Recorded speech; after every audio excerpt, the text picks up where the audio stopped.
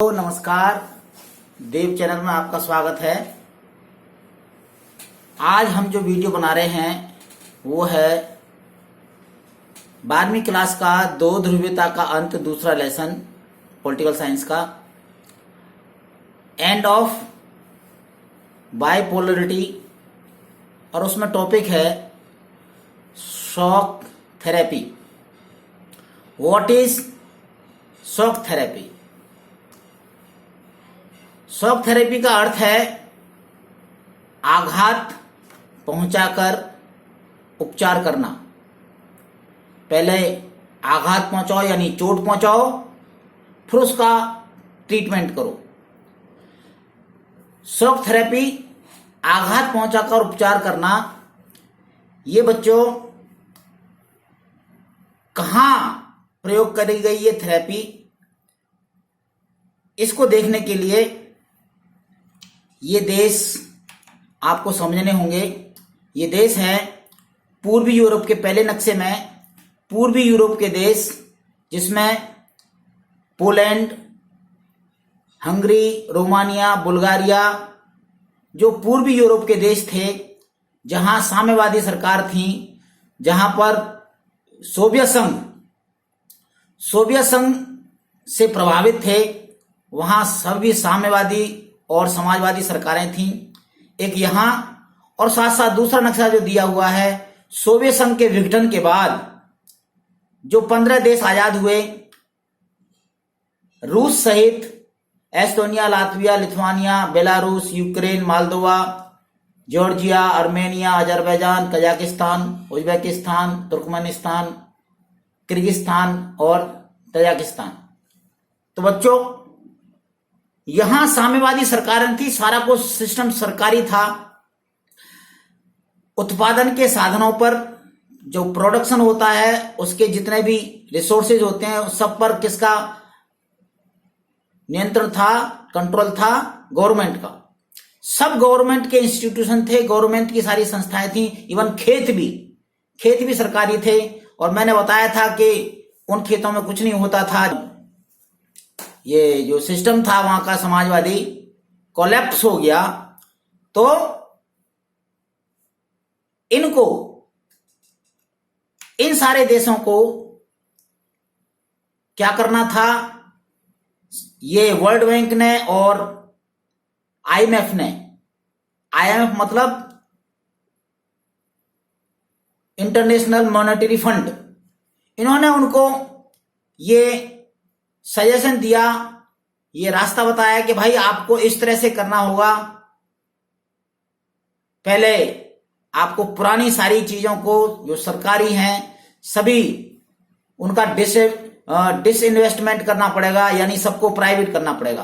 तो shock therapy क्या है बच्चों कि सोवियत संघ के पतन के बाद सभी साम्यवादी,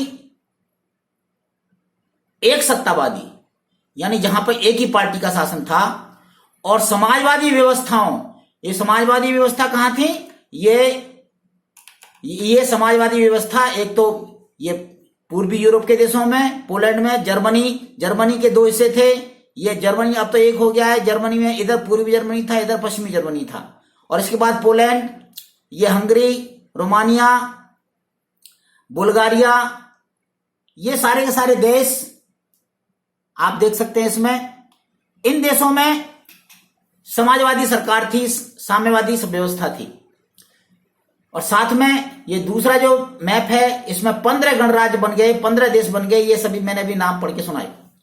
इन सभी देशों को क्या करना पड़ा?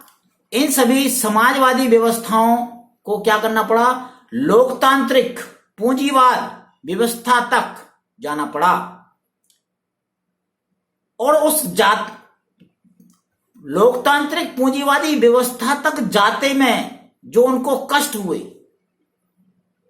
ये जो एक कष्टप्रद संक्रमण तक का जो रास्ता है, इसको कहते हैं शॉक थेरेपी। एक बार फिर से पढ़ लेते हैं कि सोवियत संघ के पतन के बाद सभी साम्यवादी, एक सत्तावादी, समाजवादी व्यवस्थाओं से, कहां से? समाजवादी व्यवस्थाओं से लोकतांत्रिक यानी कि डेमोक्रेटिक, और पूंजीवादी यानी कि कैपिटलिस्ट सिस्टम तक की व्यवस्था तक के कष्टप्रद संक्रमण का एक रास्ता, इसको कहते हैं शॉक थेरेपी।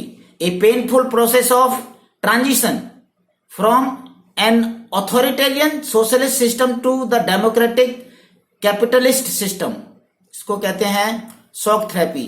और क्या हुआ था इसमें, ये हम आगे आपको बताएंगे। यह मॉडल विश्व बैंक और IMF द्वारा निर्देशित किया गया था, उनके द्वारा डायरेक्ट किया गया था। This model of transition was directed by world bank and IMF। बच्चों, ये वो देश हैं जहां पर ये शॉक थेरेपी लागू की गई। इस शॉक थेरेपी में क्या करना था, सभी को समाजवादी व्यवस्था से पूरी तरह पूंजीवादी व्यवस्था की तरफ मुड़ना था, अर्थात complete shift from socialist economic system जिसमें सबको सरकारी था, टू द कैपिटलिस्ट यानी प्राइवेट होना था सबको इकोनॉमिक सिस्टम। सामूहिक कृषि को यानी गवर्नमेंट की जो कृषि थी जिसमें गवर्नमेंट के फार्म हाउस होते थे, उनको निजी कृषि फार्म में बदलना था। Collective farming was to be replaced by the private farming. संपत्ति राज्य के स्वामित्व की जगह निजी स्वामित्व में जानी थी, यानी जो संपत्ति थी सारी की सारी वो किसकी थी, राज्य की थी। अब उस राज्य की संपत्ति को किस में जाना था, निजी हाथों में। मैंने बताया भी था बच्चों आपको कि किस तरह से राज्य के जो खेत थे, राज्य के जो उद्योग थे, वो किस तरह से तबाह हो रहे थे, कोई काम करना नहीं चाहता था। नेक्स्ट पॉइंट है, मैं इंग्लिश में पढ़ देता हूं। Property was to be in private ownership in place of the state own property. Number 4, राज्य की संपदा के निजीकरण तथा व्यावसायिक स्वामित्व के ढांचे को तुरंत अपनाने की बात कही गई थी, यानी कि ये बात कही गई थी कि तुरंत इसको अपनाइए। राज्य की संपदा के निजीकरण करने के लिए, यानी राज्य की जो प्रॉपर्टी थी उसका निजीकरण करो, और व्यावसायिक स्वामित्व के ढांचे को जो तुमने पहले से ट्रेड का जो सिस्टम अपना रखा था उसको तुरंत अपनाने की, जो व्यावसायिक यानी कि ट्रेड जो व्यापार होता है, जैसे कैपिटलिस्ट कंट्रियों में आपस में व्यापार होता है, वो अपनाने की बात कही गई थी। और दूसरा कोई रास्ता नहीं था। Privatisation of state assets and corporate ownership pattern were to be immediately brought in, यानी कॉर्पोरेट ऑफिस यानी कि जो जिस तरह से जो सारे के सारे उद्योग चलते हैं उस पैटर्न को अपनाने की बात कही थी। There was no third way other than state controlled system. भाई वो तो स्टेट कंट्रोल सिस्टम तो पहले से चल ही रहा था, स्टेट कंट्रोल्ड सोशलिज्म ये तो चल ही रहा था, और दूसरा कैपिटलिस्ट जिसको अपना था। तीसरा कोई रास्ता, दूसरी की जगह यहां बच्चों तीसरा कर लेना। तो उसके बाद मुक्त व्यापार यानी फ्री ट्रेड, वित्तीय खुलापन, मुद्राओं की आपसी परिवर्तनशीलता और ज्यादा से ज्यादा व्यापार कर विकास करना था इस शॉक थेरेपी के माध्यम से। Development through the free trade, financial opening, convertibility of currency and increase of trade, ये करना था। अब पश्चिमी पूंजीवादी देश नेता की भूमिका निभाते हुए अपनी विभिन्न एजेंसियों और संगठनों के सहारे इस खेमे के देशों के विकास का मार्गदर्शन और नियंत्रण करेंगे, ऐसा इस शॉक थेरेपी में कहा गया। The western capitalist state now become the leader and thus guided and control the development of the region through various agency. Shock therapy के प्रभाव क्या हुए बच्चों? शॉक थेरेपी जनता को उपभोग के आनंद लोग तक नहीं ले जा सकी। ये कहा गया कि शॉक थेरेपी से जो समाजवादी जो जनता, जो जहां पे कुछ नहीं पैदा हो रहा, जहां पे उत्पादन बहुत कम हो रहा है, जहां उपभोग की वस्तुएं बहुत कम हो गई हैं, महंगाई बहुत बढ़ गई है, तो ये शॉक थेरेपी कुछ खास कर नहीं सकी क्योंकि पुराना सिस्टम तबाह हो गया और नया सिस्टम इतनी जल्दी काम नहीं कर सका। The shock therapy did not lead the people into the promised utopia of mass consumption, पूरे क्षेत्र की अर्थव्यवस्था तहस नहस हो गई। जो सिस्टम चल रहा था पूरा का पूरा सिस्टम वो तहस नहस हो गया था, प्राइवेट कर दिया गया था और अर्थव्यवस्था सारी चौपट हो गई। और क्या क्या हुआ हम आगे पढ़ते हैं। It brought ruin to the economies of entire region, पूरा का पूरा राज्य नियंत्रण औद्योगिक ढांचा चरमरा उठा। Large state controlled industrial complex almost collapse, 90% उद्योगों को निजी हाथों में या कंपनियों को औने पौने दामों पर बेच दिया गया। जितने भी सरकारी उद्योग थे उसमें से 90% उद्योगों को निजी हाथों में या कंपनियों को औने पौने बहुत सस्ते दामों पर बेच दिया गया। भाइयों, पहले मैं हिंदी में पढ़ देता हूं, उसके बाद इंग्लिश का पढ़ देंगे। इतिहास की सबसे बड़ी गैराज सेल कहा जाता है इसको, यानी कि जितनी भी बड़ी बड़ी इंडस्ट्री थी उसको कबाड़े के दाम में गैराज सेल, इतिहास की सबसे बड़ी गैराज सेल के नाम से इसको जाना जाता है। महाबिक्री में भाग लेने के लिए नागरिकों को दिए गए अधिकार पत्र काला बाजारियों ने खरीद लिए। बच्चों, जो कंपनियां जो बिकी थी उनमें जो लोग काम करते थे उनको कहा गया भाई तुम्हें कोई परेशानी नहीं होगी, आपको इतने शेयर इस कंपनी में मिल जाएंगे। अब वो शेयर के जो अधिकार पत्र उनको दिए गए थे, किसी को 100 शेयर के, किसी को 200 के, किसी को 400 के, तो वो जो अधिकार पत्र दिए थे उनकी मान लो कीमत 1000 रूबल थी। काला बाजारियों ने उनको 2-2 हजार 4-4 हजार रूबल दे करके, क्योंकि बड़े सस्ते थे उस समय उसके शेयर, तो लोगों को पैसे की जरूरत थी, उन्होंने काला बाजारियों को बेच दिए और काला बाजारियों ने उन कंपनियों पर अपना नियंत्रण कर लिया। रूबल के मूल्य में भारी गिरावट आ गई, मुद्रास्फीति बहुत ज्यादा बढ़ गई। मुद्रास्फीति यानी कि जो मुद्रा की जो कीमत है वो जब बहुत कम हो जाती है, यानी कि पहले अगर कोई चीज हम 5 रुपए में खरीद रहे थे, 5 रूबल में खरीद रहे थे, तो बाद में वो जो है 5 की जगह 50 और 500 रूबल तक देने को तैयार थे आदमी, लेकिन फिर भी वो चीज नहीं खरीद पा रहे थे। इसका मतलब है कि मुद्रास्फीति, मुद्रा की कीमत बहुत कम हो गई थी और लोगों की जो जमा पूंजी थी वो जाती रही। यानी जमा पूंजी सोचा था कि ये इससे हम बहुत कुछ कर लेंगे, लेकिन उससे फिर कुछ भी नहीं खरीदा गया। लोगों ने जो बचत कर रखी थी वो सब बेकार हो गई थी।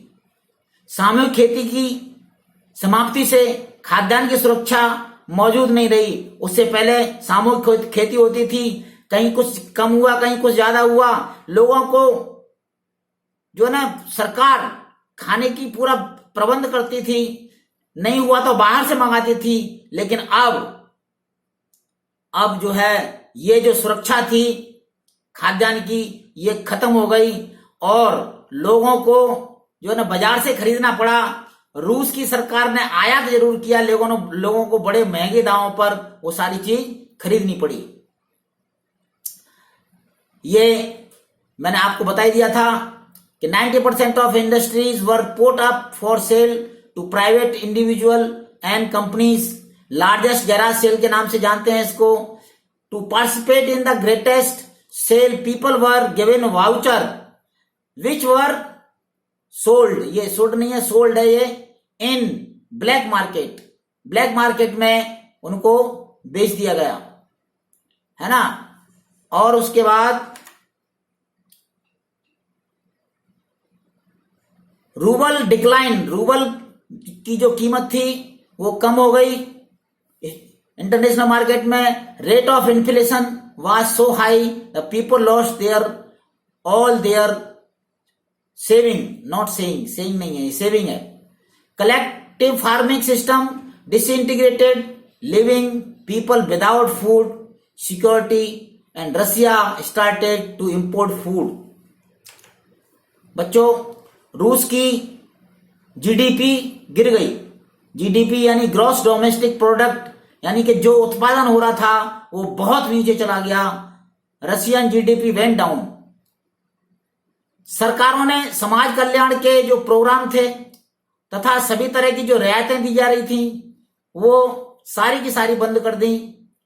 Government withdraw subsidies and social welfare schemes, जो सोशल वेलफेयर की वृद्धावस्था पेंशन और पढ़ाई में खर्च, सस्ती पढ़ाई, सस्ता जो है ना मेडिकल, वो सारी स्कीम सब उन्होंने सरकारों ने बंद कर दी। बहुत परेशानी हुई। माफिया वर्ग का उदय, जिसने सारी आर्थिक एक्टिविटी को नियंत्रण कर लिया। Mafia emerged and controlled economic activities. Number 12, disparity increase between rich and poor. बच्चों, ये 12वां मैंने यहां हिंदी में नहीं लिख पाया हूं। गरीब और अमीर की खाई बढ़ने लग गई। ये एक संक्रमण काल था।